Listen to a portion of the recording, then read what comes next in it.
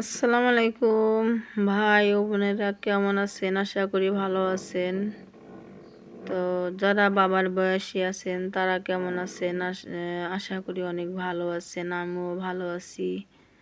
তো আপনাদের মাঝে কিছু কথা ভয়েস নিয়ে আসছি, আশা করি যদি ভালো লাগে তাহলে সাপোর্ট করবেন।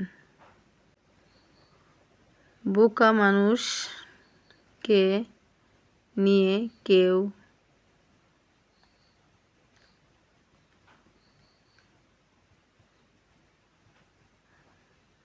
মনে করবেন না সে হেরে গেছে, বরঞ্চ সে জিতে থাকে।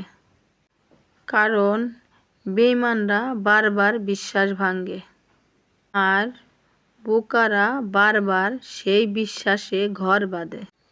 তাই হয়তো বোকারাই শান্তিতে থাকে, কারণ তারা ভালোবাসা হারায় না।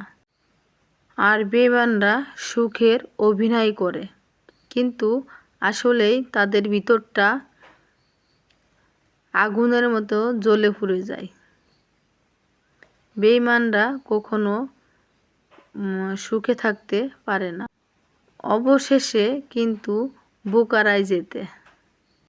আর বেঈমানরা শুধু হারানোর ভয়েই বেঁচে থাকে, আর বেঈমানরা শুধু হারানোর ভয়েই সবসময় থাকে।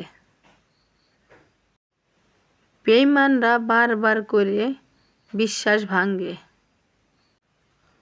আর বোকারা বারবার সেইখানেই ঘর বাঁধে। এজন্য বোকারা হেরে যায় না, জিতলে বোকারাই জেতে।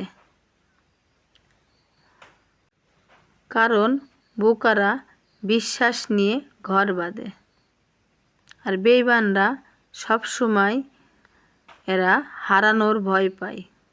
কারণ বেঈমানদের মনে কোনো শান্তি নাই।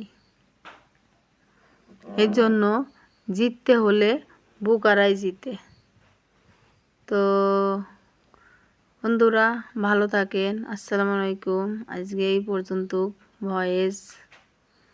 তো যদি ভালো লাগে তো অবশ্যই শেয়ার, কপি লিঙ্ক করবেন, পাশে থাকবেন। তো ভালো থাকেন বন্ধুরা। আসসালাম।